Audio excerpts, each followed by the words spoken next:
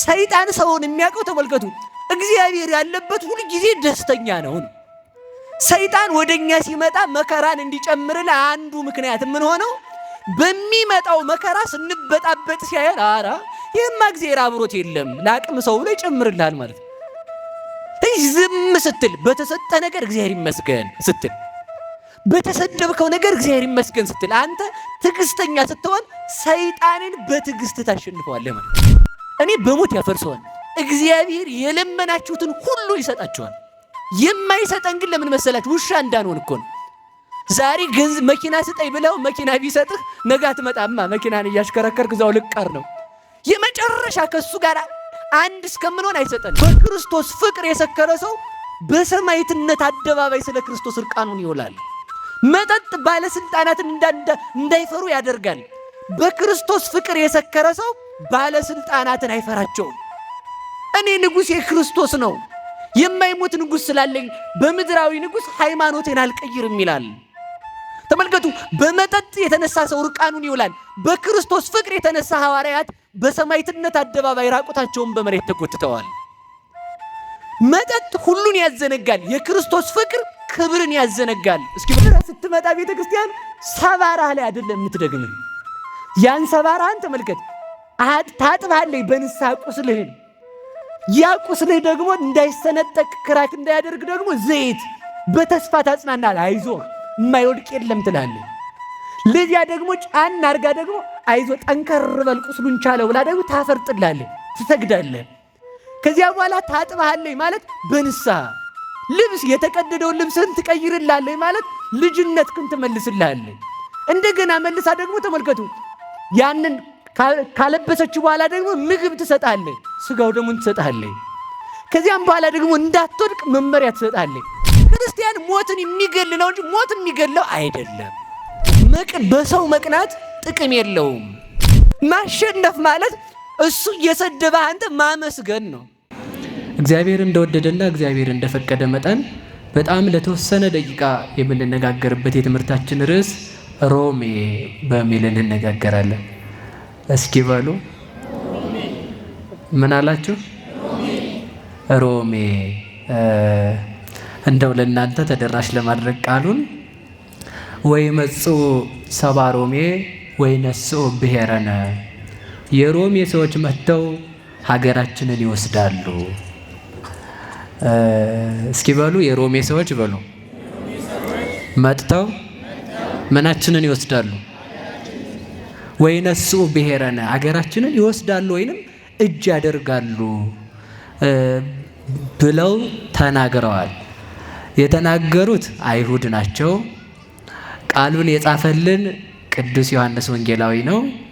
የምናገኘው በቅዱስ ማቴዎስ ወንጌል በቅዱስ ዮሐንስ ወንጌል ምዕራፍ 11 ቁጥር 48 ላይ ነው ማለት ነው። አሁን ስለዚህ ስለ ሁሉም ነገር እንዳልነግራችሁ ጊዜ አይኖረንም እና ስለምን ብቻ እንማራለን የሚለውን ነገር ስናወራ ሮሜ በሚል ርዕስ እንማማራለን። እስኪ በሉ አቤት። አሁን ይህን ትምህርት ስትማሩ እኔም ሳስተምር ስንማማር በውስጡ እያሰባችሁት እንድትሄዱ አንድ ነገር እፈልጋለሁ። ሁላችንም ከዚች ደቂቃ ጀምሮ የሮሜ ሰዎች ነን አይደል? ከዚች ደቂቃ ጀምሮ እስኪ በሉላችሁ፣ ሁላችንም በሉ። ከዚች ደቂቃ ጀምሮ የየት ሰዎች ነን? የየት ሰዎች ናችሁ? አደራችሁን፣ እኔ ኢትዮጵያ ጠል ትውልድ ለመፍጠር አይደለም፣ እንዲያ ብላችሁ ደግሞ እንዳታስቡ ብዬ ነው። ሮሜ ምንድን ነው የሚለውን እንድንረዳው ነው። በአጭር ቃል ይህን የተናገሩበትን እዛው ላይ አንድ ምክንያት ብቻ ልናገር። የሮሜ ሰዎች መጥተው ሀገራችንን ይወስዳሉ ያሉት ጸሐፍት ፈሪሳውያን ናቸው። ከምን ተነስተው ነው እንደዛ ያሉት ሲባል ተመልከቱ። ጠዋት ስለ አባቶቻችን ስለ አብርሃ አጽብሃ እንደተማራችሁ ተስፋ ስለማደርግ ነው ወደዚያ የገባሁት። እዛ ጋር ወስዳችሁ ማስተማሪያት ማድረግ ትችላላችሁ ፈለጋችሁ ማለት ነው። እና ጌታችን መድኃኒታችን ኢየሱስ ክርስቶስ አልዓዛርን ካስነሳው በኋላ አይሁድ ምቀኝነት ያድርባቸው ነበረ። ክርስቶስን የሰቀሉበት የመጀመሪያውም የመጨረሻው ምክንያት ምንድነው ብላችሁ ብትጠይቁ ቅናት የሚባል ሰውዬ ነው። እስኪ በሉ ቅናት በሉ። ቅናት በጣም መጥፎ ነው። እሺ ቅናት ጓደኛችሁ ሲቀና ቁጭት ነው የሚያድርበት። ጠላት ሲቀና ደግሞ እናንተን ማጥፋት ነው የሚፈልገው። በሁለት ነገር ነው። መንፈሳዊ ቅንኡ ለእንተ ተአቢ ጸጋ መድኃኒት ለነፍሶ ሥጋ እስመ ርቱዓት ፍናዊሁ ለእግዚአብሔር ጻድቃን ይሐውርወን ወኃጥአን ይስእንወን ይላል ቅዱስ ያሬድ። ለምትበልጠው ጸጋ ቅኑ አለ። ክርስቲያኖች የሚቀኑት እኛ እንቀናለን። የምንቀናው ግን እኛ እንዴት ነው ከተባለ ወንድሞቻችን ትልቅ ስራ እየሰሩ እኛ ባዶ ስለሆን ስራ ለመስራት ነው እንጂ የምንቀናው ሰው ለማጥፋት አይደለም። ለዚህ ነው ሁለት ባሕታውያን እንጦንስና መቃርስ ናቸው። ሲጸልዩ ተመልከቱ። የአንደኛውን የአባ ጳውሊና አባ እንጦንስን ነው ይቅር በሉኝ እና የአንደኛውን መነኩሴ አካል እግዚአብሔር የሰራ አካላቱን ብርሃን አደረገው። ሌሊት ለጸሎት ሲቆሙ ማለት ነው። ከራስ ጸጉሩ እስከ እግር ጥፍሩ ያበራል፣ ግን እሱ አያየውም እንደሚያበራ። ያኛው አባት ነው አባ ጳውሊን የሚያየው እንጦንስ ነው። ደግሞ አባ ጳውሊ ደግሞ የራሱን ሳያይ አይ ጉድኔ የአባ እንጦንስ ደግሞ 10 ጣታቸው የእጃቸውም የእግራቸውም ያበራል፣ እሳቸው ደግሞ አያዩትም። ከዛ ምን አሉ መሰላችሁ? ወይኔ እኔ ምንም ጸጋ የሌለኝ ሰውዬ ሲሆን አባ እንዲህ ያበሩ ለእሳቸው አገልጋይ በሆንኩ እንጂ ብለው አለቀሱ። ተመልከቱ። እሳቸው ምንድነው እኔ ምንም ስራ ሳይኖረኝ እሳቸው በቅተዋል ለካ። ከዛ ደግሞ በአንድ ወገን ደስ አላቸው። ለምን? ከታላቅ አባት ጋር በመሆናቸው ማለት ነው። ስለዚህ ምንድነው አሁን እነሱ የቀኑ ሲባል እኔ ባዶ ሆኜ እድሜ ልኬን እግዚአብሔርን ሳላገኘው ኖር ያስከፍቸው ብለው አዘኑ። ለምንድን ነው እግዚአብሔር የራሳቸውን ጸጋ እንዳያዩት ያደረገው ብላችሁ ትጠይቁኝ? ኮርተው ከጽድቅ እንዳይወጡ ነው፣ እንዳይታበዩ። ግን እኮ እሳቸው እያበሩ ነው፣ 10 ጣታቸው ያበራል። ግን የሚያዩት ከራስ ጸጉሩ እስከ እግር ጥፍሩ የሚያበራ አባ ጳውሊን ነው። ደግሞ ተመልከቱ፣ አባ ጳውሊ ደግሞ የሰራ ክላቱ እያበራ ነው። ግን የሚያየው የእንጦንስን 10 ጣቶቹ እያበሩ ነው የሚያቸው።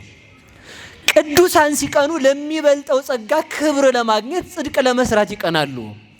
አሕዛብ ሲቀኑ ለማጥፋት ይቀናሉ ማለት ነው። ስለዚህ ቅናት 2 ነው ማለት ነው። እስኪ በሉ ቅናት በሉ። ስንት ነው? ቅናት መንፈሳዊና ቅናት ሰይጣናዊ ቅናት አለ ማለት ነው። እኛ የምንቀናው ቅናት ምንድነው ነው? አሁን ይባላል አይደል? ባለጌ ይባላል። ባለጌ እሱ ለቀረ ሳይሆን እሱ ለገበረ ሳይሆን ጓደኛው ለቀረ ያዝናል። ገብቷችኋል? አንዳንድ ሰው ተመልከቱ፣ የሱ ሱቅ ስላልተሸጠ ሳይሆን የጓደኛው ሱቅ ስለተሸጠ ነው የሚነደው። አንዳንድ ሰው የሱ ውጤት ዝቅ ስላለ ሳይሆን ጓደኛው ከሱ ስለበለጠው ማለት ነው የሚያዝነው በዛ ነው። አንዳንድ ሰዎች ተመልከቱ፣ መኪና ስለሌላቸው ሳይሆን የሚያዝኑት ከነሱ የሚበልጥ 2 መኪና ያለው ሰው ስላለ ነው የሚያዝኑት። ስለዚህ ምንድነው ካላችሁ በምናገኘው ነገር ነው መደሰት ያለብን ነው። በሰው መቅናት ጥቅም የለውም። ቅናት መንፈሳዊ ይባላል። ይሄ አሕዛብ ሲቀኑ ተመልከቱ። እየሰማችሁ ነው?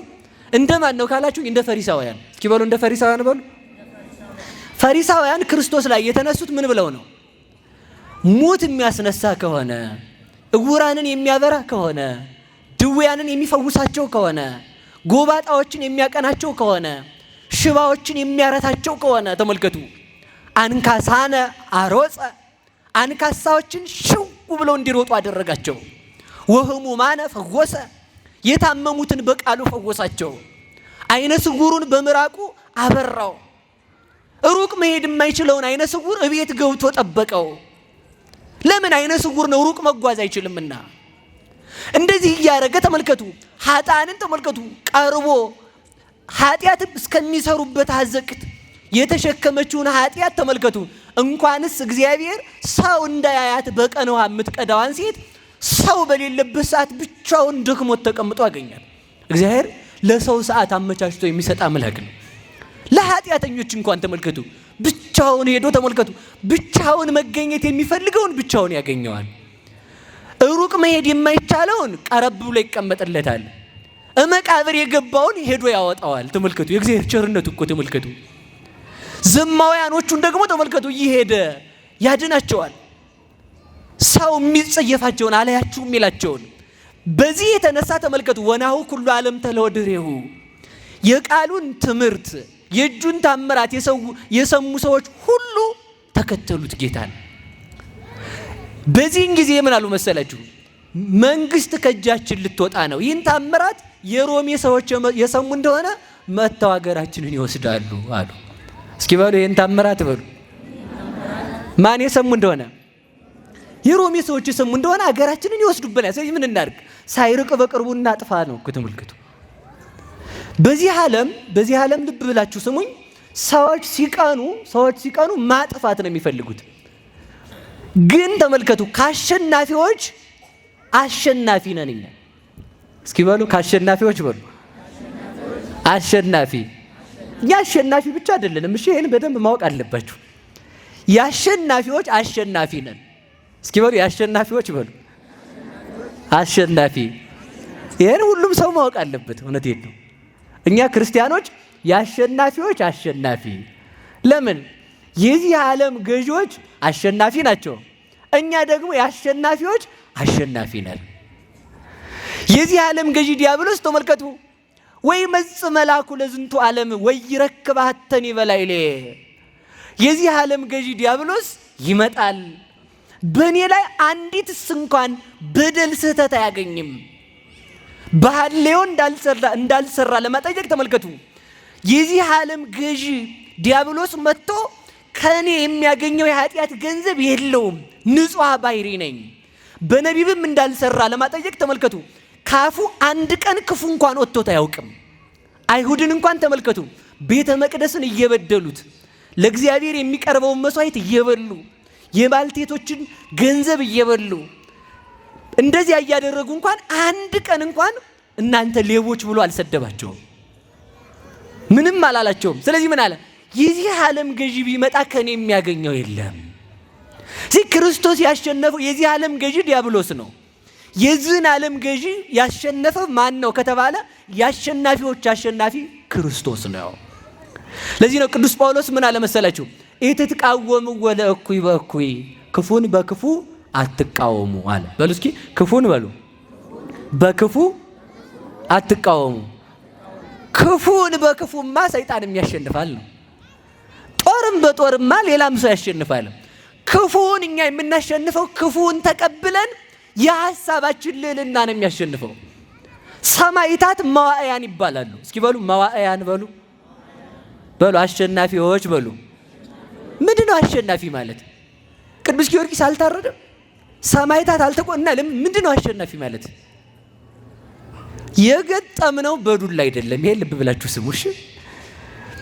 የገጠምነው በዱላ አይደለም። በሐሳብ ደረጃ ሐሳባቸውን አሸነፈ።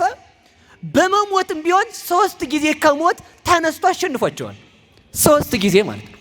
ይፈጩታል፣ ይነሳል። ይገድሉታል፣ ይነሳል። በእሳት ይጠብሷቸዋል፣ ይነሳሉ። በብረት ምጣድ ይቆሏቸዋል፣ ይነሳሉ። 3 ቀን ያህል እሳት አነደዱባቸው ሐዋርያት። በ3ኛው ቀን ከእሳት ውስጥ በደህና ወጡ። ወስደው ሰው እንዳያገኘው መቃብር ውስጥ ከተቷቸው። መሬት እነሱን መሸከም አልቻለችም፣ ተነሱ። በዚህም አሸናፊዎቹ እኛ ነን ነው። የአሸናፊዎች አሸናፊ ማለት ጅል ሲሉት ጅል የማይል ሰው አለ እንዴ? የማይል ሰው አለ? በሉ ንገሩኝ፣ የማይል አለ? ጅል ብትሉት አንዱን ጅል ይላል፣ እሱ መልሶ ማለት አንተ ምናምን ብትሉ አንተ ምናምን ይላል። አልተሸነፈም። ማሸነፍ ማለት እሱ እየሰደበ አንተ ማመስገን ነው እንዴ? ቆይ አሁን እናንተ ኳስ ተጫዋቾች ናችኋል። በመከላከል ብቻ ማርክ ማስቆጠር አይቻልም ማለት ይቻላል? ምን ማለት አለበት ንገሩኝ እንጂ። በጣም የምናሳዝነው እኛ እኮ መከላከል ራሱ አልቻለም።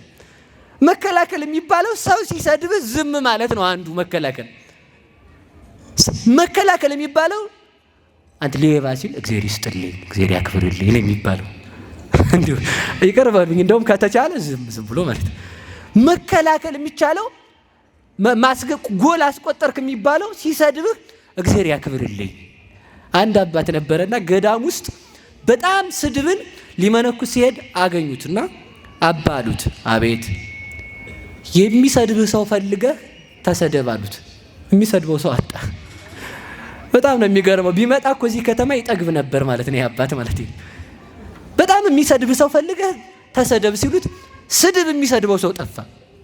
ከዛ ከተማ ወጥቶ ስድብ የሚሳደብ ሰው ገዝቶ ቀጥሮ ይዞድ ገዳም ይዞድና በልደና ደና አድርገህ ስደበኛ ነው ሲሰድበው እግዚአብሔር ይስጥልኝ ሲል እስኪ በሉ እግዚአብሔር ይስጥልኝ በሉ እንጂ ሲሰድብ ዝም ማለት ምን ማለት ነው ካላችሁ መከላከል ነው።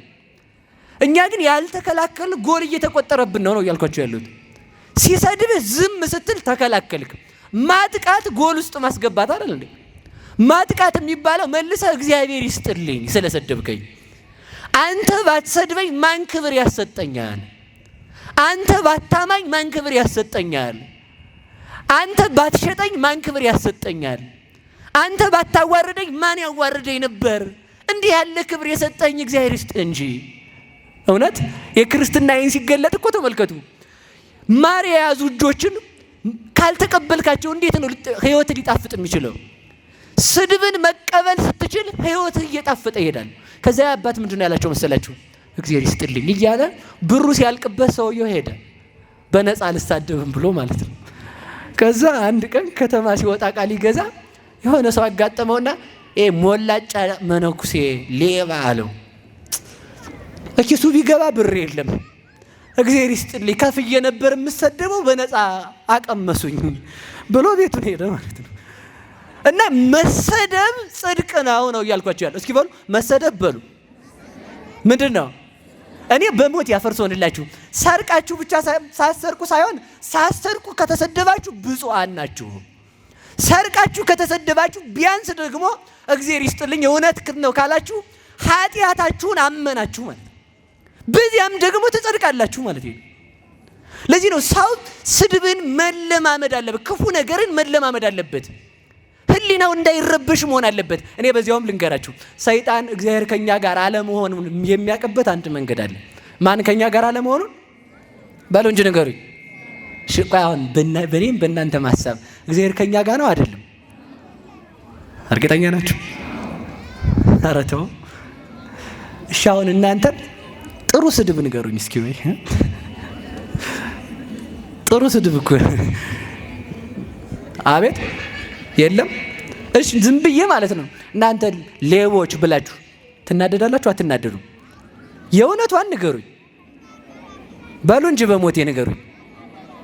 ከተናደዳችሁ እግዚአብሔር ከእናንተ ጋር አይደለም። ሰይጣን ሰውን የሚያውቀው ተመልከቱ፣ እግዚአብሔር ያለበት ሁሉ ጊዜ ደስተኛ ነው። ሰይጣን ወደኛ ሲመጣ መከራን እንዲጨምርልን አንዱ ምክንያት ምን ሆነው በሚመጣው መከራ ስንበጣበጥ ሲያየን አራ ይህማ እግዚአብሔር አብሮት የለም ለአቅም ሰው ብሎ ይጨምርልሃል ማለት ነው። ዝም ስትል በተሰጠ ነገር እግዚአብሔር ይመስገን ስትል፣ በተሰደብከው ነገር እግዚአብሔር ይመስገን ስትል፣ አንተ ትዕግስተኛ ስትሆን ሰይጣንን በትዕግስት ታሸንፈዋለህ ማለት ነው። አሁን እኮ አንድ ያጣነው ነገር ምንድነው ብትሉ ትዕግስት የለውም ሰው። እስኪ በሉ ትዕግስት በሉ። ትዕግስት ይቺ የኛ ሰፈር አይደለችም፣ እሷን አይደለም። እሺ ትዕግስት እሷማ ስሟ ብቻ ሆኖ ቀረ እኮ።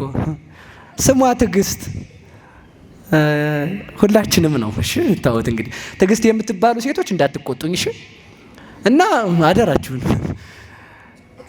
እና ትዕግስት ማለት ተመልከቱ መታገስ አልቻለም ሰው። እንኳን እግዚአብሔርን ራሱን መታገስ ችሏል።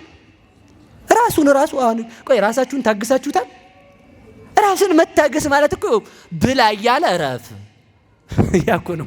ያ ነው እኮ ትዕግስት የሚባለው። ተሳደብ እያለ እረፍ አታተርፍም፣ በዚህ ታገስ።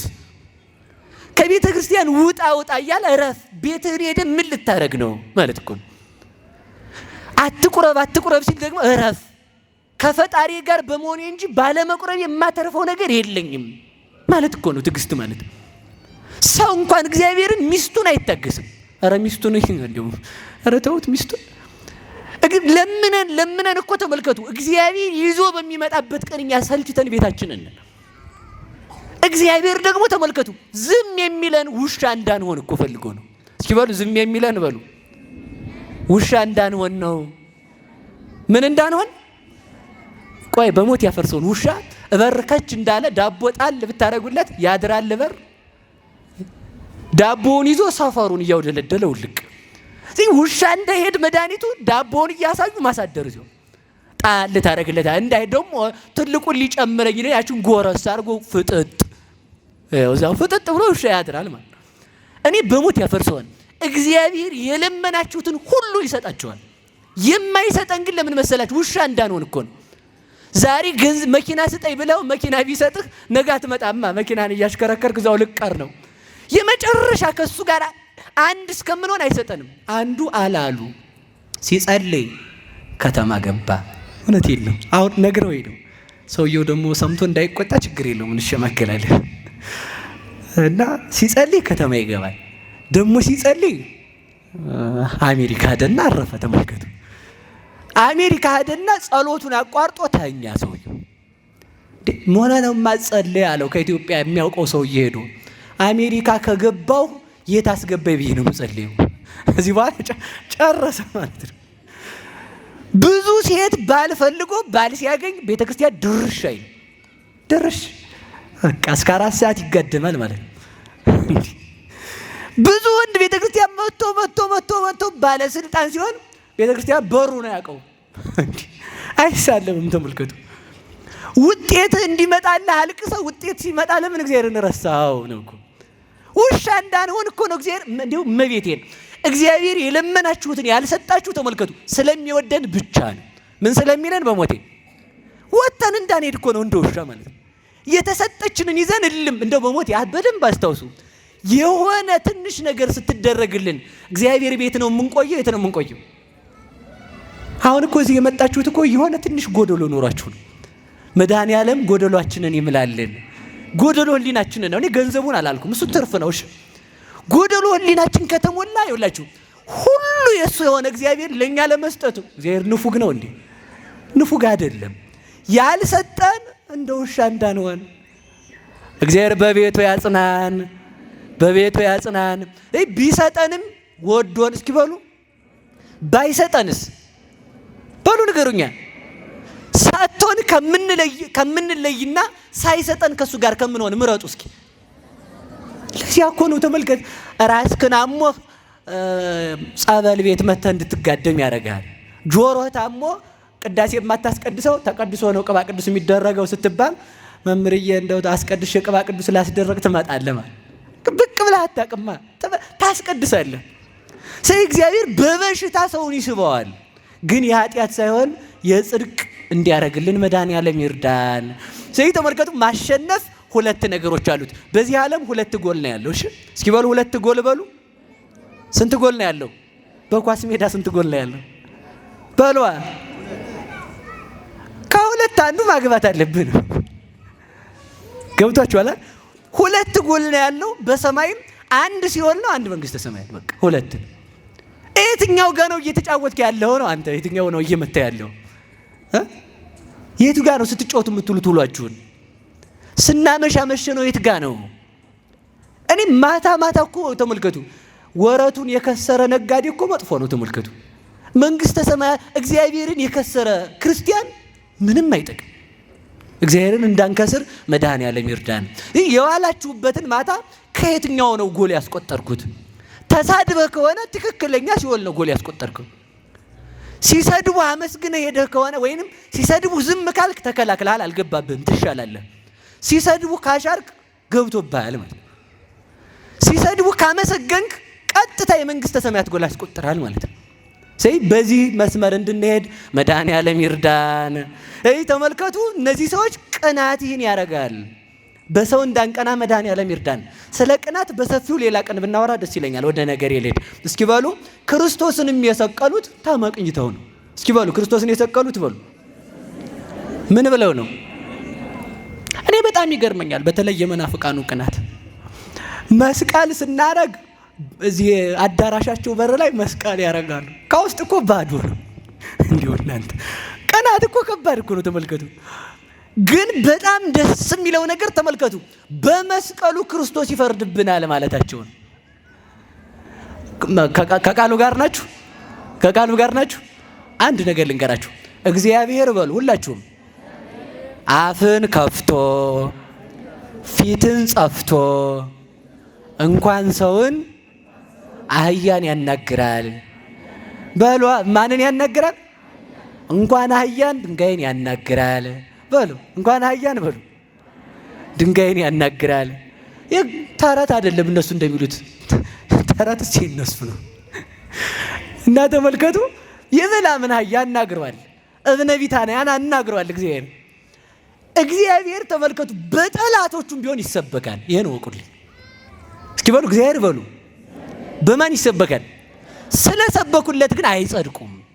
መስቀሉን አሁን እነሱ ተመልከቱ አይሁድ ሰቀሉና ክርስቶስን ቸራለህ የሰራዊት ንጉሥ እግዚአብሔር ጠላትህን ያውለው ያሳድረው አሉት።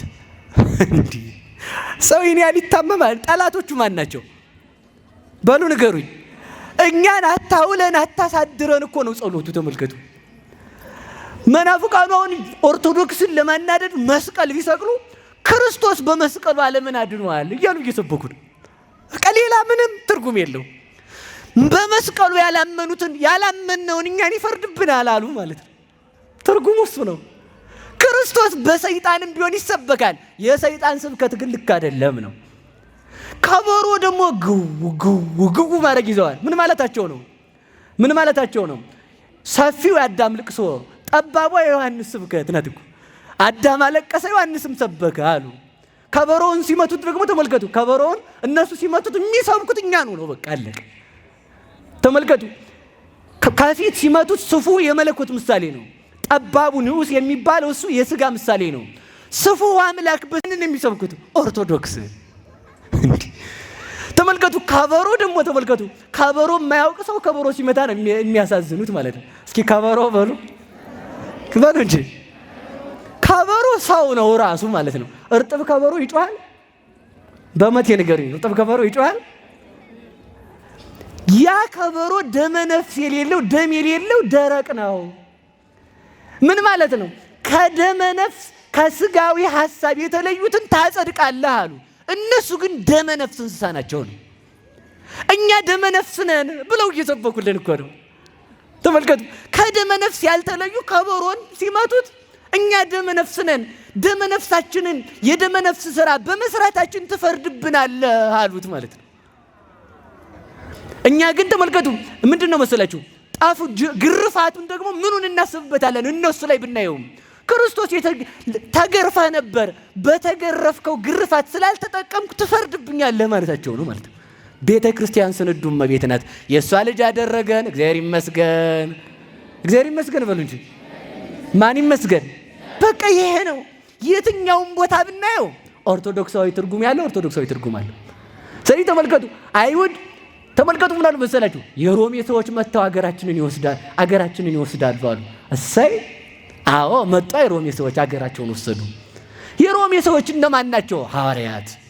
የሮሜ ሰዎች እነማን ናቸው? ክርስቶስ ራሱ። ሮም ማለት ልዑል ማለት ነው። ከፍ ያለው አምላክ በስጋ ተገልጦ ተመልከቱ በዚህ ዓለም ያሉ ነፍሳትን ለመንግስተ ሰማያት ያበቃቸዋል። ስለዚህ ተመልከቱ አፋቸው ተከፍቶ ፊታቸው ተጸፍቶ ተናገሩት። ይህን ያናገር አምላክ ስሙ የተመሰገነ ይሁን። ሁሌም ቢሆን እግዚአብሔር በሁሉ ይሰበካል። የሚታመነው ግን የቤተ ክርስቲያን ትምህርት ብቻ ነው። እንግዲህ ወደ ነገር ይልድ እስኪ ሮም በሉ እንጂ የት ሀገር ሰው ናችሁ? በሉ እንጂ ንገሩኝ። የሮም ሰው አይታሰርም። የሮም ሰው ልዑል ነው፣ ከፍ ያለ። እኛ ስራት የለብንማ፣ የክርስቶስ ልጆች ነን፣ ልዑላን ነን ማለት እኮ ነው።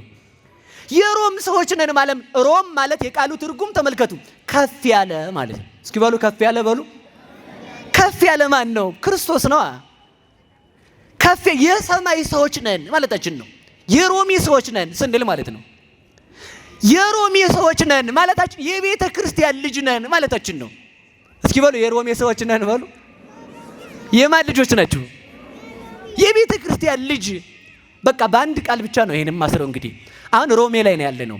ሮም ተመልከቱ። ሁላችሁም እንደምታውቁት የሮምን ታሪክ እንኳን የምታውቁት አይመስለኝም። ሮሜ ይቺ ከክርስቶስ ልደት በፊት የነበረች ናት። በሰው ስም ነው የተጠራችው። ቅዱስ ሄርማን ስለ ሮሜ ተናግሯል። ቅዱስ ሄርማን ስለ ሮሜ ሲናገር ምን ይላል መሰላችሁ? ረከብክዋ አፍቀርክዋ፣ አገኘኋት ወደድኳት ይላል። እስኪ በሉ አገኘኋት በሉ። ወደድኳት። የት ሄደ ነው ስንለው ወሪድ የብሔረ ሮሜ አለን። ወደ ሮሜ ሀገር ወርጄ ምን አለኳት? አገኘኋት። ከዛስ ወደድኳት። ከመህቴ ተመልከቱ፣ እንደ እህቴ አገኘኋት። ወምድረ ህዳጥ መዋዕል ተመልከቱ፣ ከብዙ ዘመናት በኋላ ቤተ ክርስቲያን ተመልከቱ፣ ከብዙ ዘመናት በኋላ 5500 ዘመን ሲፈጸም ተገለጠች፣ አየኋት። ከዛስ ተመልከቱ ወደድኳት። ሳያዩ መውደድ የለምና ካየኋት በኋላ ወደድኳት አለ። ተመልከቱ ወምዝ እምድረ ህዳጥ መዋዕል አለ። ተመልከቱ ከጥቂት ዘመን በኋላ ወትተሐጸብ በፈለገ ጤግሮስ፣ በጤግሮስ ወንዝ ትታጠባለች። እስኪ በሉ በጤግሮስ ወንዝ በሉ ምን ትላለች? ስትታጠብ አገኘኋት። ጤግሮስ የተባሉ ተመልከቱ የገነት ወንዞች ናቸው። ኤፌሶን፣ ግዮን፣ ኤፍራጥስ፣ ጤግሮስ ናቸው።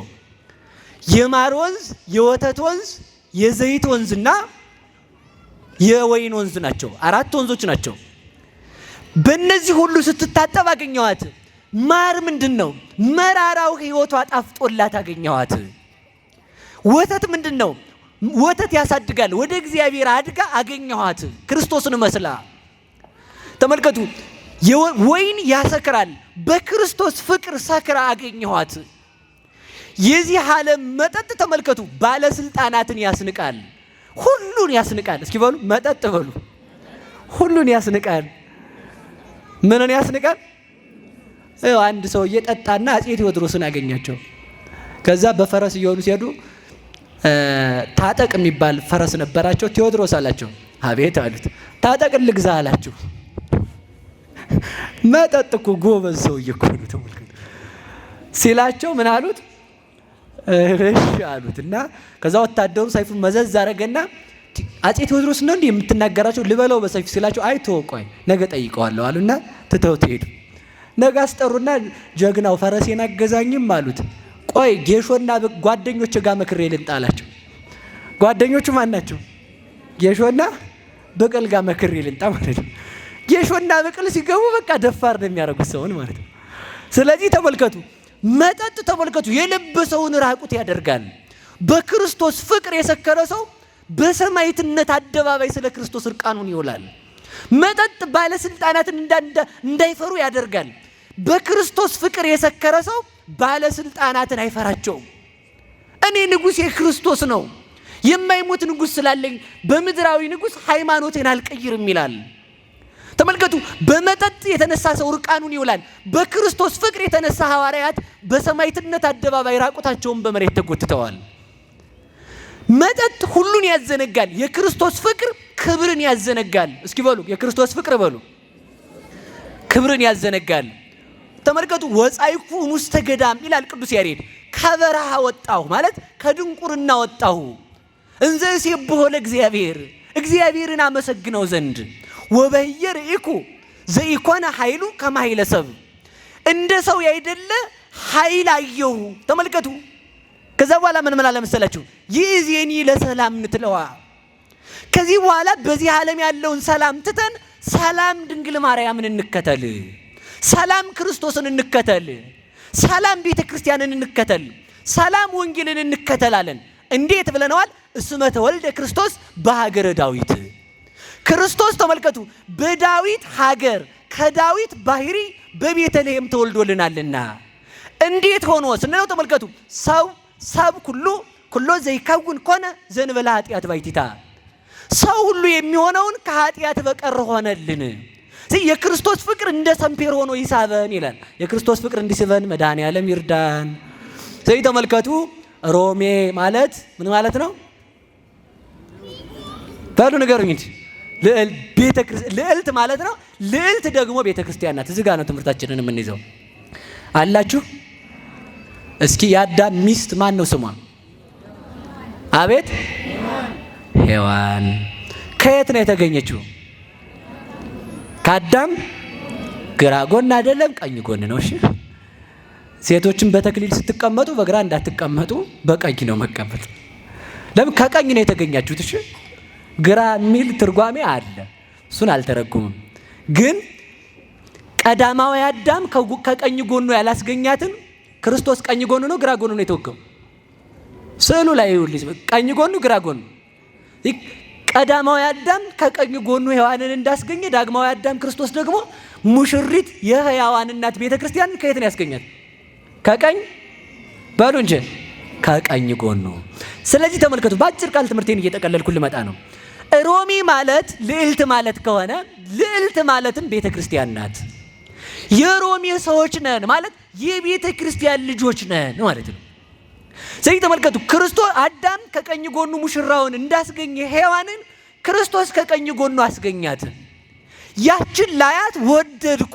ተመልከቱ፣ እንዴት ወደድኳት አለ ብል ያለውን ስንጠይቀው ተመልከቱ፣ የሔዋን ልጆች ተመልከቱ፣ ሞት ሰለጠነባቸው። ምን ሰለጠነባቸው? ሔዋን እንደ ስሙ አይደለችም። የሔዋን ስም የሚወክለው ቤተ ክርስቲያንንና ድንግል ማርያምን ነው። ሔዋን ማለት ሕይወት ማለት ነው። ሔዋን ማለት የሕያዋን እናት ማለት ነው። ሔዋን ከሕግ በታይ የሆኑ ልጆችን ስትወልድ ቤተ ክርስቲያን ከሕግ በላይ የሆኑ ሐዋርያትን ወለደች። ሔዋን ሞት የሚገዛቸውን ልጆች ስትወልድ ቤተ ክርስቲያን ሞትን የሚገዙትን ዘዋብ ከነዚያ ከሃይማኖት ንኪድ ኩሎ ኃይሎ ለጸላኢ የዲያብሎስን መርዙን እንድናተፋው የማይፈታውን እንድንፈታ መታሰር የሚገባውን እንድናስረው ስልጣን የሰጠን ብለው በሞት ላይ ስልጣን ያላቸው ካህናትን ወለደች። ሔዋን ደም የሚያፈሰውን ወለደች። ቤተ ክርስቲያን ደግሞ ስጋውና ደሙን የሚፈትቱትን ካህናትን ወለደች። ሔዋን ተመልከቱ የሚጨልምባቸው ልጆችን ወለደች።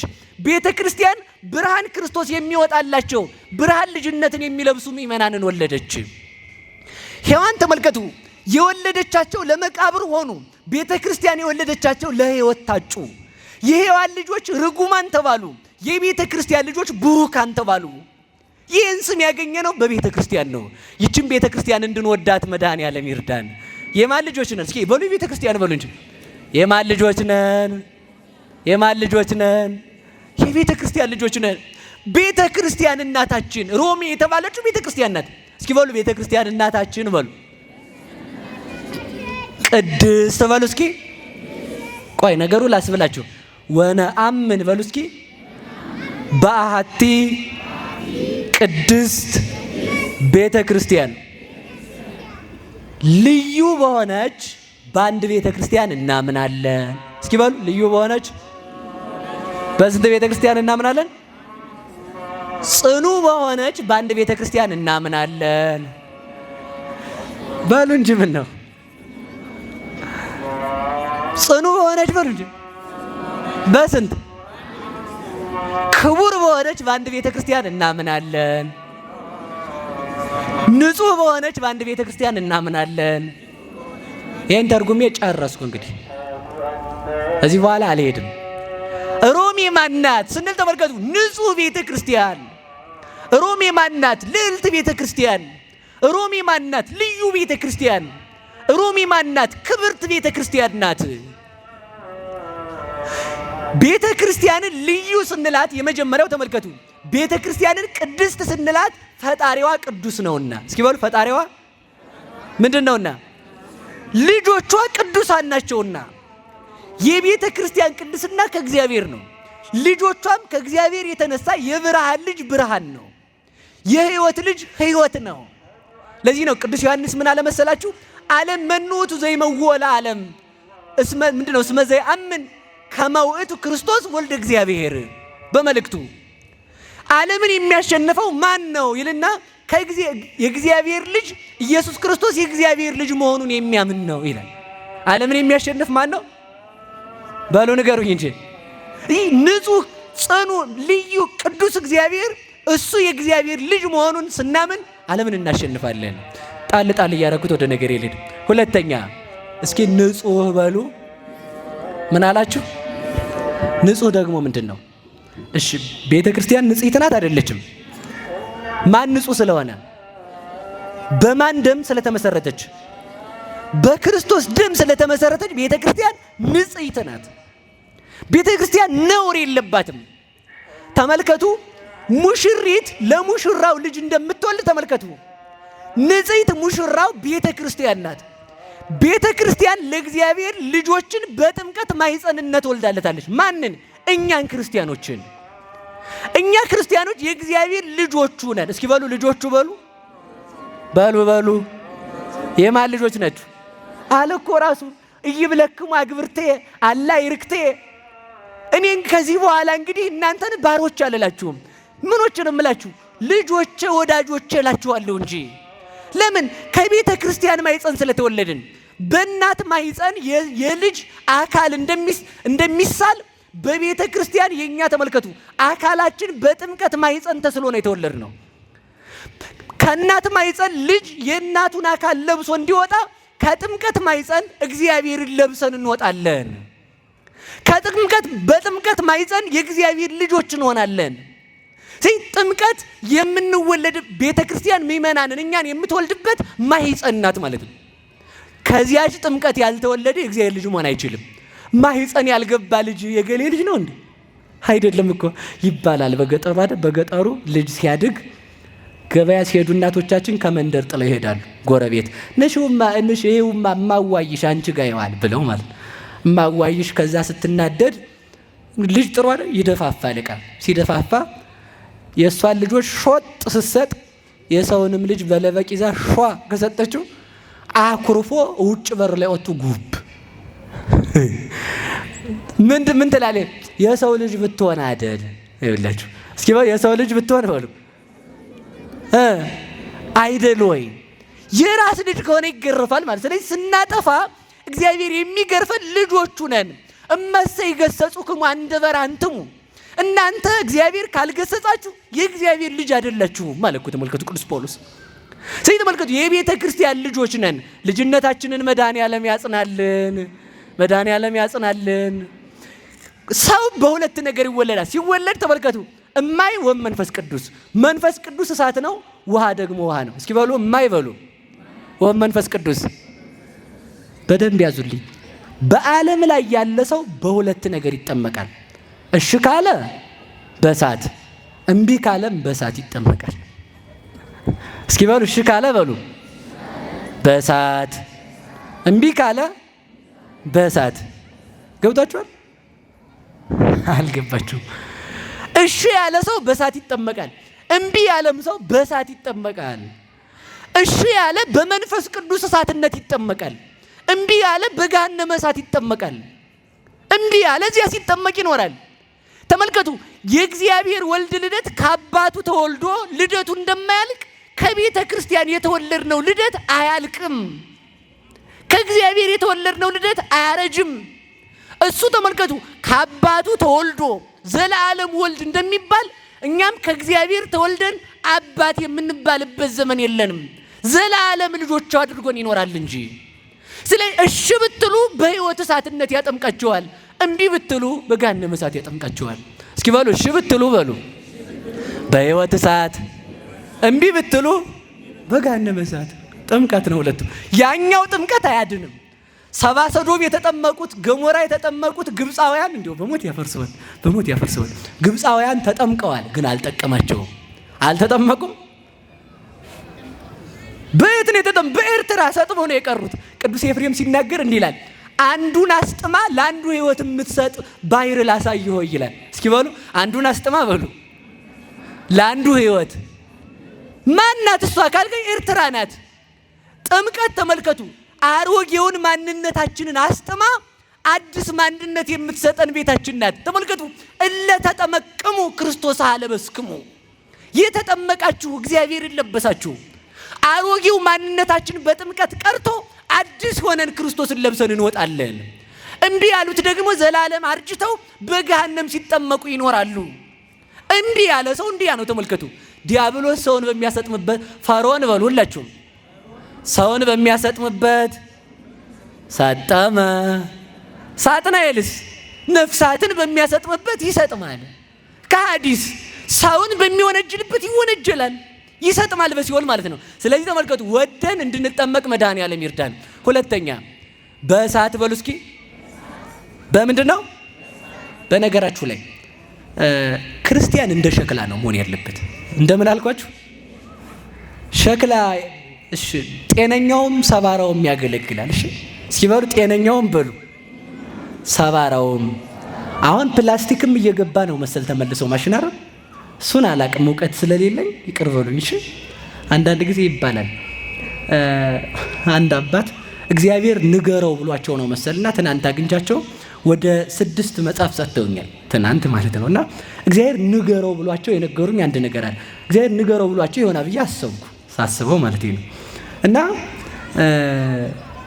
የአስኮላ ተማሪ 12ኛ ክፍል እስከሚደርስ ሁሉን ነው የሚያውቀው አይደል? የሁሉ ተጠያቂ ነው። ፊዚክስ ቢመጣ ምናምን ቢመጣ በእንዴ ምናምን ቢመጣ ምናምን ቢመጣ ሁሉን ያውቃል። የጠፈር ተመራማሪ ነው፣ የሂሳብ ባለሙያ ነው፣ እንግሊዘኛ ባለሙያ ነው፣ የማትስ ባለሙያ ነው ሁሉ አይደል? ከዛ ሲመርጥ ዩኒቨርሲቲ ሲገባ አሃ ይሄን አላቅም ይልና እንደገና ይመለሳል ማለት ነው። ከዩኒቨርሲቲ ሲወጣ ደግሞ አንድ ነገር ብቻ ነው የሚያውቀው፣ ወይ ስለ አይን ነው ወይ ስለ ጥርስ ነው። አስፋልት የሚሰራ ሰው ስለ ቱቦ አያውቅም። እሺ ስለ ቱቦ መቅበር አያውቅም። ግንብ የሚገነባ ሰው ስለ ኮንዴት ገመድ ማስተላለፍ አያውቅም። እና እኔም ሁሉ ቦታ ልድረስ ያለ ሰው ጅል ነው፣ ራሱ የማያውቅ ነው። እሺ እና እኔም አላውቅም ነው። ስለዛ ስለ ፕላስቲኩ አላውቅም ነው ለማለት የፈለጉት። እሺ እማውቀውን ብቻ ልንገራችሁ። ያው ትንሽ አይደል ሸክላ የሰማችሁ ነው። ሸክላ ሰባራውን በሉ እስኪ ደህናውም ይጠቅማል። እናንተ ምንድናችሁ በሉ? ሸክላ ነን በሉ እንጂ ምንድናችሁ? ሸክላ ሰባራውም ይጠቅማል፣ ጤነኛውም ይጠቅማል። ሸክላ ሲሰበር ሸክላ ሰሪ አድቅቆ በጤነኛው ተኩሶ ውሃ ይቀዳል። ምጣድ ተሟሽቶ ነው እንጀራ የሚጋገርበታል፣ ዝም ብሎ አይጋገርበትም። ያ መሟሸቱ ተመልከቱ፣ ያ መሟሸቱ ውሃ ያረጉበታል፣ ያስሱታል። ተመልከቱ እንጀራ እንዲያወጣ እኮ ነው። ህሊና በእግዚአብሔር ቃል መታሰስ አለበት። እውቀት መንፈሳዊ እውቀት እንዲኖር ማለት ነው። ስለዚህ ተመልከቱ ያ ሰባራ ዕቃ ሲሰበር ቁጭ ያረጉታል። ውሃ የሚቀዱበት የነበረውን አሟሽተው ማለት ነው። ውሃ ይገነፈልበታል፣ ጥሬ ይቀቀልበታል። ያለ እናንተው እሺ እሱን ልትቸዋለሁ። ሲሰበር ሴትዮዋ ሰባራ ዕቃ ጠጋኛለ። እስኪ በሉ ሰባራ ዕቃ በሉ። አዲስ አበባ የለም አይደል? ሰባራ ዕቃ አለ። አስተኩሳችሁ ታውቃላችሁ? ሰባራ ዕቃ እዚህ አለ ይባላል። እስኪ በሉ ሰባራ ዕቃ በሉ እንጂ ሰባራ ዕቃ እዚህ አለ በሉ። ማን ነው? እኔ በሉ እኔ ነኝ ይባል በሉ እንጂ አትሉ። ሰባራ ዕቃ ይሰራል። እንዴት ነው የሚሰራው? ወከመ ነዋየ ለባህ ትቀጠቅጦሙ፣ እንደ ሸክላ ሰሪ ዕቃ ትቀጠቅጣለህ። ማንን? ሁለቱንም። እኛን ለመጀመሪያ ጊዜ በልጅነት ነው ኃጢአት ስንሰራ ተመልከቱ። ሸክላውን እንደማድቀቅ ንስሐ መግባት ራስን ማዋረድ ነው። እንደገና ያንን እንደማብካት እንባ ማነባት ነው። ያ ተመልሶ እንደገና ተሰርቶ ተጠፍጥፎ እንደገና ሸክላ ሆኖ በእሳት እንደመተኮስ ተመልከቱ።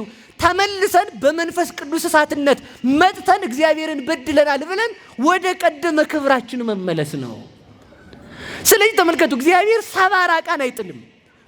በመንፈስ ቅዱስ አድሶ ልጆቹ ያደርገናል። ልጆቹ የሚያደርገን አምላክ የተመሰገነ ይሁንልን። እዚህ ንስሐ ምንድናት ካልከኝ ሰባራ ዕቃ ማደሻ ናት። የተሰበርከውን አንተን ወደ እግዚአብሔር የምታደርስ የምትመልስ ናት። ከዚያ ተመልከቱ ንስሐ ስትገባ እግዚአብሔር መንፈስ ቅዱስ ያድርባል። መንፈስ ቅዱስ ደግሞ እሳት ነው። የዚያን ጊዜ አንተ ያ ልል ዘሊል የሆንከው ጠንካራ እንድትሆን የሚያደርግ እሳት ነው። እሳት ደግሞ እግዚአብሔር መንፈስ ቅዱስ ነው። እግዚአብሔር እንዲያድርብን መልካም ፈቃዱ ይሁንልን። ጣል ላድርገው እስኪ በሉ ጽኑ በሉ እንጂ ጽኑ በሉ። ጽኑ ማለት ደግሞ ተመልከቱ ቤተ ክርስቲያን ጽኑ ናት። በማን ላይ ስለተመሰረተች? በጽኑ በእግዚአብሔር ስለተመሰረተች። አንድም ተመልከቱ ቤተ ክርስቲያን ጽኑ ናት በጴጥሮስ አለትነት ስለተመሰረተች። አንተ አለት ነህ፣ በአንተ አለትነት ቤተ ክርስቲያኔን እመሰርታታለሁ። ያንን አለት የሚነቀንቀው የለም። ሌላም ተመልከቱ ቤተ ክርስቲያን ጽኑ ናት በጥምቀት ስለተመሰረተች። ቤተ ክርስቲያን ጽኑ ናት በክርስቶስ ደም ስለተመሰረተች። እስኪ በሉ ቤተ ክርስቲያን በሉ። በማን ደም ነው የተመሰረተችው? በክርስቶስ ደም ነው የተመሰረተችው። ስለዚህ በደሙ ስለመሰረታት ቤተ ክርስቲያን ጽንዕት ናት። ከቤተ ክርስቲያን የሚወለዱ ጽኑዓን ናቸው። እስኪ በሉ ከቤተ ክርስቲያን የሚወለዱ ጽኑዓን ናቸው። ምንድን ናችሁ እንግዲህ እናንተ? ጽኑ መሆን አለብን ማለት። ከቤተ ክርስቲያን እንደው ብዙ ነገር ብናገር ደስ ይለኝ ነበር፣ ሰዓት ስለሌለ ልትወው። ከቤተ ክርስቲያን የተወለዱ ሰማዕታትን ጽናታቸውን እዩት። ከቤተ ክርስቲያን የተወለዱ መነኮሳትን ጽናታቸውን እዩት። በሞት እንኳን የማይሸነፉ ጽኑዎች ናቸው። የገዳያቸውን ሕሊና አሸንፈው ላሰቃያቸው ስቃይ የሆኑ ማለት ነው። ክርስቲያን ላሰቃዩ ስቃይ ነው። ለሞት ሞት ነው ክርስቲያን። እስኪ በሉ ለሞት በሉ ሞት ነው ክርስቲያን በሉ እንጂ ክርስቶስ ሞትን አላሞተው። ሞትን እኮ ገደለው ነው ያልነው አይደል? ክርስቲያን ሞትን የሚገል ነው እንጂ ሞት የሚገለው አይደለም። ስለዚህ ተመልከቱ፣ ጽኑ ነን የጽኑ የእግዚአብሔር ልጅ ስለሆነ። ጣል አድርጌ መጨረሻ ላይ ልሂድ። ልዩ ብቻ የምትለው ልንገራችሁ። እስኪ በሉ ልዩ ቤተ ክርስቲያን ከየት ከየት የተለየች? የመጀመሪያው ከአይሁድ የተለየች። እስኪ በሉ ከአይሁድ በሉ። ከአይሁድ የተለየች ማለት የመጀመሪያዋን ተመልከቱ፣ ከአይሁድ ነው የለያት ቤተ ክርስቲያንን። ያችኛዋ የአይሁድ ቤተ ክርስቲያን የጸሎት ቤት ነው የምትባለው። ሐዋርያት በዲስቅልያ ሲናገሩ እንዲህ ይላሉ፣ ዛቲ ቤተ ክርስቲያን ቤተ ጸሎት ቤተየሰ ቤተ ጸሎት ትሰማይ ብሎ ቅዱስ ዳዊት ተናግረዋል። ያቺ የጸሎት ቤት ናት። የማን? የአይሁድ ብቻ። ይችኛዋ ቤተ ክርስቲያን ግን አሉ ተመልከቱ፣ ምን አሉ መሰላችሁ? ምጽላየ መሃይምናን ወመሃይምናት፣ የታመኑ የምእመናን የጸሎት ቤታቸው ናት። ያችኛዋ ቤተ ክርስቲያን ያችኛዋ የብሉይ ኪዳኗ የአይሁድ ቤተ እምነት በግ የሚታረድባት ናት። የኛ ቤተ ክርስቲያን ልዩ ናት። አማናዊ በግ ክርስቶስ የሚታረድባት ናት። ያችኛዋ ቤተ ክርስቲያን በበጎች ደም የተመሰረተች ናት። ይችኛዋ ቤተ ክርስቲያን በበጉ በአማናዊ በግ በክርስቶስ ደም የተመሰረተች ናት። ያችኛዋ ቤተ ክርስቲያን ተመልከቱ፣ የማይናገር በግ በግድ ታርዶባት የሚሞትባት ናት። ይችኛዋ የኛ ልዩዋ ቤተ ክርስቲያናችን። የኛ ቤተ ክርስቲያን ግን በፈቃዱ የሞተ አማናዊ በግ ክርስቶስ ያለባት ናት። ያችኛዋ የብሉይ ኪዳኗ የአይሁድ ቤተ እምነት ተመልከቱ፣ ቤተ እምነት የሚሞት በሬ የሚታረድባት ናት። ይችኛዋ ግን ተመልከቱ የማይሞት ያው እግዚአብሔር የተሰዋባት ቤት ናት። ያችኛዋ የአይሁድ ቤት ተመልከቱ የምታርዳቸው የሚሞቱ የሚበሉትም የሚሞቱ ናቸው። ቤተ ክርስቲያን ላይ የተሰዋው ክርስቶስ የተሰዋውም የማይሞት የሚበሉትም ለዘላለም የማይሞቱ ናቸው። ለዚያችኛዋ ተመልከቱ የሚሰውላት ካህናት አሉ። ለዚህችኛዋ ቤተ ክርስቲያን ግን መስዋዕቱን የሚሰዋ ሊቀ ካህናት ክርስቶስ አላት። ስለዚህ የሱ ምኖቹ ነን? የቤተ ክርስቲያን ምንድነን? ልጆች። የእግዚአብሔር ምንድነን? በሩስኪ ልዩ በሉ እንጂ ልዩ ስንል አንድ ብቻ ተናግሬ ልጨርሰው። ከሌሎች ቤተ እምነት የተለየች። እስኪ በሉ ከሌሎች በሉ ቤተ እምነት የተለየች። እንዲህ አለ ሰሎሞን፣ አዋልድ ላልወን ሁልቁ ቁጥር የሌላቸው ልጆች አሉ አለ። እሺ ብለናል። አሐቲ ርግቤ ፍጽምቴ፣ እኔ ግን ርግቤ ግን አንድ ናት አለ። እስኪ በሉ ርግቤ ግን በሉ አንድ ናት። 150 ሴት አንድ ወንድ ሊጠይቀው ይችላል። 150 ሴት 150 ወንድ አንድን ሴት ሊጠይቃት ይችላል። ባሏ ስንት ነው? በሉ ንገሩኝ እንጂ ሙሽራዋ ስንት ነው? አንድ ነው። ተመልከቱ 150 ቤተ እምነት ተሰብስቦ እግዚአብሔር አምላክ ሊል ይችላል። አይ ሙሽራዋ ግን አንድ ናት። መደምደሚያ አንዲት ናት። ርግቤ አንዲት ናት። በደም የመሰረትኳት። አንድ እግዚአብሔር ካለ አንድ ሃይማኖት አለ። አንድ ሃይማኖት ካለ አንድ ሙሽራ አለ። ብዙ ሙሽራ ቢኖር ብዙ ቤተ ክርስቲያን ይኖር ነበር። ብዙ ሙሽራ ስለሌለ አንድ ቤተ ክርስቲያን ነው ያለችዋ። ለአንድ ሙሽራ አንድ ናታ። እንኳን ለእግዚአብሔር ተመልከቱ፣ ለአንድ ባል አንድ ሚስት ነው ያለው። ለአንድ ሚስት አንድ ባል ነው ያላት። ስለዚህ ተመልከቱ ይቺ ምንድናት አለ? አንድ ናት። እስኪ በሉ አንድ ናት በሉ። በሞቴ ለእግዚአብሔር አንድ በደሙ የመሰረታት ቤተ ክርስቲያን ናት። ስለዚህ ይቺም ቤተ ክርስቲያን አንድ ነገር ብቻ ልናገርና አልጨርሰው። ለዚህ ቤተ ክርስቲያን ይችን ቤተ ክርስቲያን የመሰረታት በደሙ ነው። ሁሉም ሰው ደግሞ ተሰብስቦ እኔም የእግዚአብሔር ሙሽራ ነኝ፣ እኔም የእግዚአብሔር ሙሽራ ነኝ፣ እኔም የእግዚአብሔር ሙሽራ ነኝ ይላል። ደግሞ እኮ እንዲህ እናንተ እየሰማችሁ ነው። ሰው ተሰብስቦ እኔንም አግባኝ ቢሉት አንድ ወንድ ያገባል ሁሉ ነው? እውነቴን ልንገራችሁ፣ ሰው መውደድ የሚችለው አንድ ነው። እሺ ይሄን ወቁት። እውነቴን ሰው ሁለት ሰው መውደድ አይችልም። ሴትም መውደድ አይችልም፣ ሁለት ወንድም መውደድ አይችልም። ግልጽ ነው አባባሌ። አንድ ነው መውደድ። ምናልባት እያስመሰለ መኖር ይችላል። ስለዚህ ለእግዚአብሔር አንድ ሙሽራ አለችው አሉ እኮ ተመልከቱ። በመጨረሻው ቀን የማቴዎስ ወንጌል ምዕራፍ 7 ላይ በመጨረሻው ቀን አኮኑ በስምከ ተነበይነ፣ በስምህ አጋንንት አወጥተናል ይሉኛል፣ በስምህ ታምራት አድርገናል ይሉኛል፣ በስምህ ሙት አስነስተናል ይሉኛል፣ በስምህ ድውያንን ፈውሰናል ይሉኛል፣ በስምህ ቋንቋ ተናግረናል ይሉኛል። እኔ ግን እብለክሙ እያመክሙ ግሙራ፣ እናንተ የተረገማችሁ አላውቃችሁም ወግዱ እላችኋለሁ። ሁሉም ሰው ዛሬ መናገር ይችላል። እኔም አምላኬ ክርስቶስ ነው፣ እኔም ትክክለኛ ነኝ ማለት ይችላል። ችግር የለውም። ትክክለኛ መሆን ግን አይችልም። እየሰማችሁ ነው? ትክክለኛ መሆን አይችልም። ስንት ሙሽራ ስላለ? ስንት ሙሽራ ናት? ያቺ ማናት? በሞቴ ንገሩኝ። ያቺ ማናት? ቤተ ክርስቲያን ብቻ ናት። አሁን አንዳንድ ደግሞ ጀል ሊያረገው የፈለገ ሰው ከርሞ የሚያብድ ዘንድሮ ከፍ እንደሚያረግ እንዲያ ሊያረገው የፈለገ ሰው ደግሞ በዓለም ላይ ስንት ሚሊዮን ሕዝብ ከስሮ እናንተ ብቻ ልትጸድቁ ነው እንዴ ወገኞች ይላል። አይሞኙ። በዓለም ላይ ያ ሁሉ ሕዝብ አልቆ 5 ሰው መትረፉን ረስተው ነው። 5 ሰው ነው የቀረ። በቃ ችግር የለም እንዲያ የሚል ዲስኩር የለም ብዬ። ስለዚህ ተመልከቱ፣ ከቃሉ ጋር ናችሁ። ሮሜ በሉ እስኪ በሉ አንድ ጊዜ በደንብ አድርጋችሁ። ሮማ እግዚአብሔር ስለሆነ፣ ንጉሷ እግዚአብሔር ስለሆነ፣ ሙሽራዋ እግዚአብሔር ስለሆነ፣ ስለዚህ ምን ትባላለች? ልዕልት ትባላለች። እኛ ደግሞ የንግስት ልጆች ነን። እስኪ በሉ እኛ በሉ የማን ልጆች ነን? የማን ልጆች ነን? በቃ በዚህ ደስ ሊለን ይገባል። እኛ የንግስት ልጆች ነን። አዎ የማን? የቤተ ክርስቲያን የንግስት የቤተ ክርስቲያን ልጆች ከሆነ ተመልከቱ፣ አንድ ነገር ይጠበቅብናል። ያ ማለት ምን ማለት ነው? የአንድ እናት ልጆች መሆናችንን ማሰብ።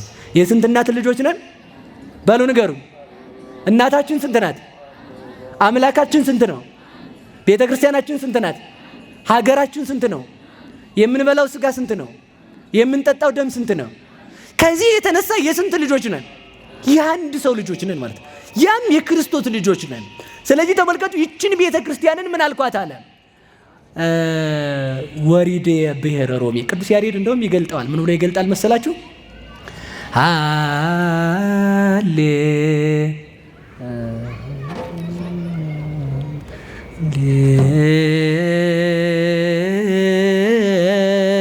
ሃሌሉያ ወሪድ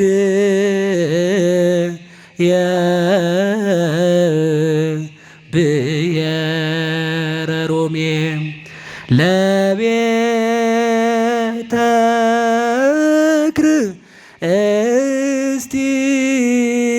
ክርስቲያን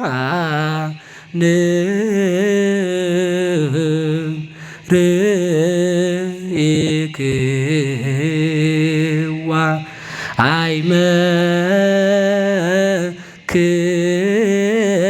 አይመክዋ አፍቀርክዋ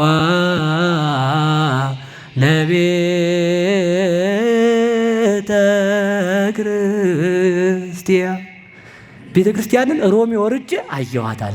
ሳያት ምን አልኳታል? ወደድኳት። በማን ደም ስለተመሰረተኝ? በክርስቶስ። የእሷ ልጆች ያደረገን እግዚአብሔር ይመስገን። አንድ ልጨምርላችሁና ልጨርስ። ሁላችሁም እጃችሁን አውጡ አንድ ጊዜ።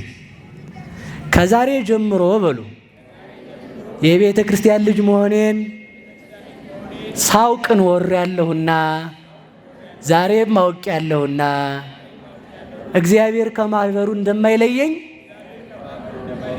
አምናለሁ። በሉ ንገሩኝ፣ የማን ማህበርተኞች ናችሁ? በሉ በደንብ ንገሩ። የማን ማህበርተኞች ናችሁ? በቃ በዚህ ደስ ሊላችሁ ይገባል። የእግዚአብሔር ማህበርተኛ ናችሁ እናንተ። ማስረጃ አንጣ ካላችሁኝ ኩሎ ዘገብራ ለጽድቅ ጻድቅ። ቆይ ይሄኛውን ልተወው መሰል ሰዓት እንዳይረዝም። እየሰማችሁ ነው? እናንተ ትስቃላችኋል።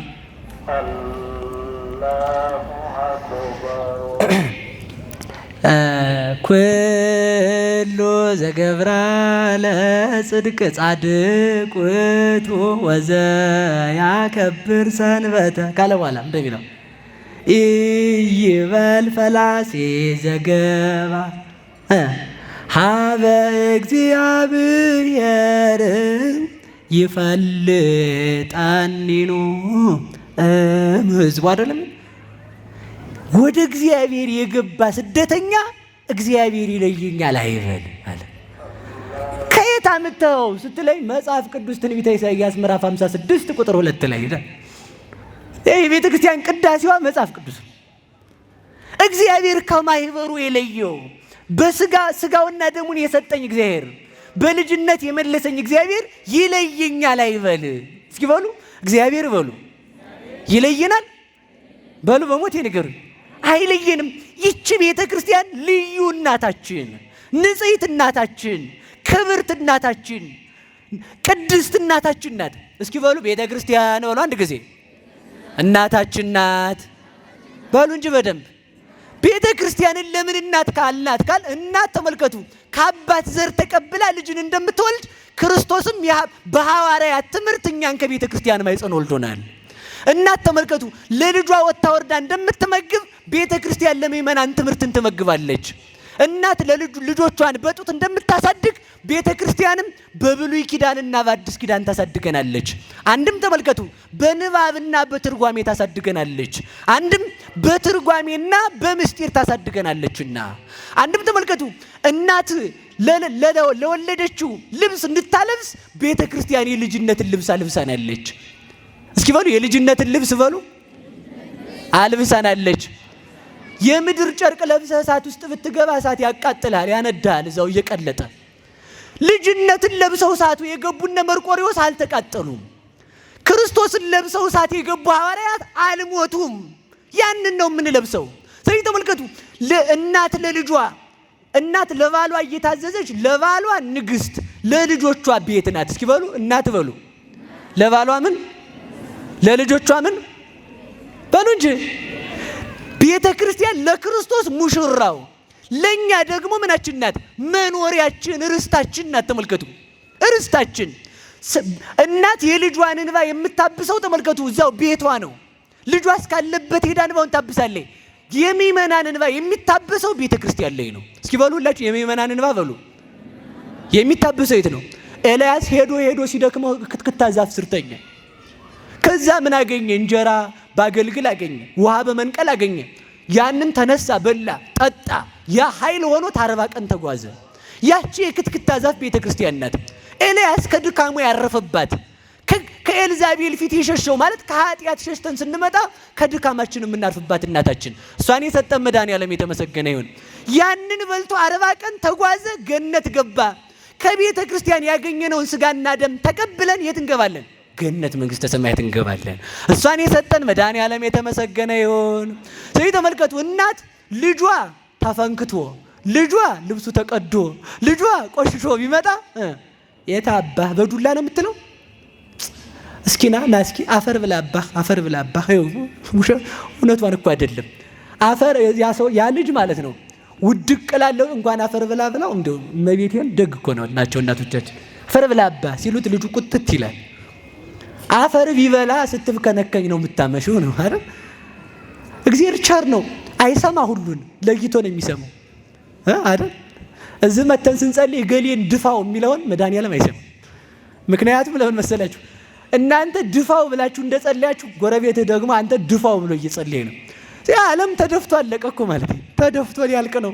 እንዳያልቅ እግዚአብሔር አይሰማም። ቸር እናት ናታ። ቤተክርስቲያን መርጣ ነው የምትሰማው። ይህ ተመልከቱ። እናት አፈር ብላባ ራስክን ተመታ ብላ አደግሞ። እንግዳስ አጥንቱ ተሰብሮ ይሆን? እኔ ድሮ አስታውሳለሁ ጥጥ ይከተታል እዚህ ውስጥ ተሰብሮ እስኪ አላምጥ ተብሎ ደግሞ ጥሬ ባቄላ ይሰጠዋል። ጭንቅላቱ ተነክቶ ይሆን ተብሎ ማለት ነው። አይ ደህና ነው ብላ ከዛ ምን ታደርገዋለች? ቁስሉን ጥርግ አርጋ እሽግ አርጋ እጥብ አርጋ የተቀደደውን ልብሱን ልቅ አልጋ ቅይር አድርጋ አዲስ ልብስ አልብሳ ልጅ ሁለተኛ እንዳይደግም። አይ ተሰብረ ስትመጣ ቤተ ክርስቲያን ሰባራህ ላይ አይደለም የምትደግም። ያን ሰባራህን ተመልከት። ታጥባለች በንስሐ ቁስልህን። ያ ቁስልህ ደግሞ እንዳይሰነጠቅ ክራክ እንዳያደርግ ደግሞ ዘይት በተስፋ ታጽናናለህ። አይዞህ የማይወድቅ የለም ትላለህ። ልጅያ ደግሞ ጫን አድርጋ ደግሞ አይዞህ ጠንከር በል ቁስሉን ቻለው ብላ ደግሞ ታፈርጥላለህ፣ ትሰግዳለህ። ከዚያ በኋላ ታጥባለች ማለት በንስሐ ልብስ የተቀደደውን ልብስህን ትቀይርላለች ማለት ልጅነትህን ትመልስልሃለች። እንደገና መልሳ ደግሞ ተመልከቱ ያንን ካለበሰችው በኋላ ደግሞ ምግብ ትሰጣለች፣ ስጋው ደግሞ ትሰጣለች። ከዚያም በኋላ ደግሞ እንዳትወድቅ መመሪያ ትሰጣለች። ብትወድቅም ግን መልሳ ታነሳለች። እስኪ በሉ ብንወድቅም በሉ በማን እንነሳለን? በክርስቶስ እንነሳለን። ስለዚህ ተመልከቱ ቤተ ክርስቲያን የምትቀበለን እናታችን ስለሆነች ነው። እሷን የሰጠን መድኃኔዓለም ይመስገንልን። ስለዚህ ተመልከቱ እናታችን ብንቆሽሽም የምትቀበለን መፍቀሪተ ነግድ ኃጢአተኛውንም ድሃውንም የምትቀበለው። ስለዚህ እሷን የሰጠን መድኃኔዓለም የተመሰገነ ይሁን። እስኪ ሁላችሁም እጃችሁን አውጡ በሉ አውጣን። ዛሬ መታጠብ ትፈልጋላችሁ? ትፈልጋላችሁ? የመጨረሻ ትፈልጋላችሁ ወይ? አዛኘን አረተው። እሺ ሁላችሁም እንዳወጣችሁት እግዚአብሔር በሉ በድለነው ሳለ መጥቶ ቁስላችንን አጥቦ ለበደልነው ክሶ እናቱን ሰጥቶ ከዚያ በኋላ ስጋውን ሰጥቶ ንስሐን ሰጥቶ ዛሬም ደጅ ጠናናል በሉ። ምን ይለናል? ማን የታረቀን? በሞት ንገሩኝ። ማን የታረቀን? ሻውን። ስለዚህ ስንጣላ ኧረ ልታወርዱ ነው። ኧረ ጎበዝቶ ስንጣላ እኛንን ጠበኛችንን ነው መታረቅ ያለብን። ጠበኛችን ነው እኛን መታረቅ ያለበት። በሉ በሉ በሉ በሉ በሉ ማን ነው መታረቅ ያለበት? በሉ በደንብ በሞት ያፈርስ ሆንላችሁ። ከክርስቶስና ከእናንተ ማን ይበልጣል? በሞት ያፈርሰውን ማን ይበልጣል? እንደ በሞት ማን ይበልጣል? እሱ መጥቶ ነው የታረቀን። ሄደን ነው ይቅር በለኝ ያልነው። በሉ ንገሩኝ እንጂ ሰይጣንን ትመስሉ እግዚአብሔርን። ማንን ትመስሉ? ማንን ትመስሉ? እንዳታወርዱ እጃችሁን። እንጀራ ርቧችሁ ሳለ እዚህ ፊታችሁ ላይ ቁጭ አድርጋችሁ እንጀራ ልበላ ነው በሉ በሉ በሉ በሉ። ግን አትጎርሱም፣ ትበላላችሁ። በሉ አንበላም በሉ እንጂ እጅ ካላጎረሰ መጉረስ ይቻላል? እስኪ በሉ ውሃ ጠምቶኛል በሉ በሉ። እሺ መጠጣት ይቻላል? ቁጭ ካላ ምንድነው መድኃኒቱ? መጠጣት በሉ እንጂ። ሐኪም ቤት ሄድ ነበር በሉ በሉ እንጂ። መድኃኒቱ ምንድነው? መሄድ በሉ መሄድ በሉ በሉ እንጂ። እንደው ፀሐይን ማየት ፈልግ ነበር በሉ። አይናችሁን ጨፍኑ። እሺ መድኃኒቱ ምንድነው? መግለጥ በሉ መግለጥ በሉ። ስለዚህ እግዚአብሔርን መምሰል ወድ ነበር በሉ በሉ። መምሰል እንዴት ነው? ጠበኛ መታረቅ በሉ ጠበኛ መታረቅ በሉ በሉ። የበደለ ነው የተበደለ ነው ይቅርታ የጠየቀ? የተበደለ ነው የጠየቀን? የበደልነው ነው የጠየቅነው? በሉ የበደልነው ነው አይደል? ተነሱ። ጠብ ያለባችሁ ሰዎች መሽሞርሞር ምናምን የለም። ብድግ ከሰው ጋር የተጣላችሁ ሰዎች ብድግ ስለ ያው እግዚአብሔር ብያችኋለሁ ተነሱ። ጠብ ያለባችሁ ሰዎች ተነሱ። ከሰው ጋር የትኛውም ቦታ ይሁን ዝም ብላችሁ ተነሱ። ምን አገባችሁ እናንተ? እኔ ላሳያችሁ መንገዱን። ብድግ እሱ ነው አላለዋል። ብር ነው። አይ ተውት። ና እዚህ ጋር ቁጭ በል። ና ቁጭ በል። አስቡ ያስቀምጡት። እስኪ ብድግ በሉ። ጠብ ያለባችሁ ሰዎች። ኧረ እናንተ እግዚአብሔር ይሸወዳል? እግዚአብሔር ያያል በሉ። ሁላችሁም በሉ እግዚአብሔር ያያል በሉ በሉ እግዚአብሔር ያያል በሉ። አንድ ፖሊስ ቢቆም እኮ ታውቃለህ፣ ሌባ ሰርቀህ ሞባይል እንዴት እንደምትደብቀው ማለት ነው። በሉ ቁሙ፣ ጸብ ያለባችሁ ቁሙ። ዛሬ ሸክማችሁ ወርዶ መሄድ አለባችሁ ማለት ነው። እርቦናል በሉ፣ እንበላለን። እርቧችኋል አይደል? መድኃኒቱ ምንድን ነው? እሺ አውጡ እጃችሁን እዛው ላይ እንዳላችሁ ከዛሬ ጀምሮ በሉ የበደለኝን ይቅር ብያለሁ በሉ። በደንብ ይቅር ብያለሁ።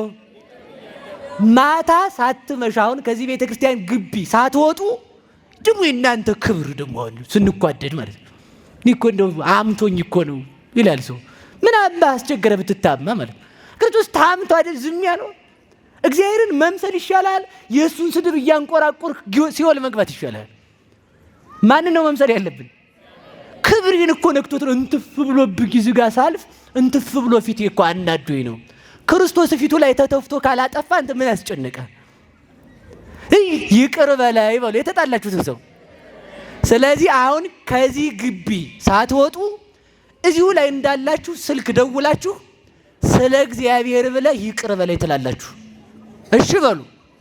አሁን ሁላችሁም ተነሱ። ጠብ የሌለበት ሰው አይኖርም። ውሸቱን የተቀመጠ ሰው ተነሱ። አንድ ጊዜ ሁሉም ሰው ይነሳ። አውጡ እጃችሁን አውጡ።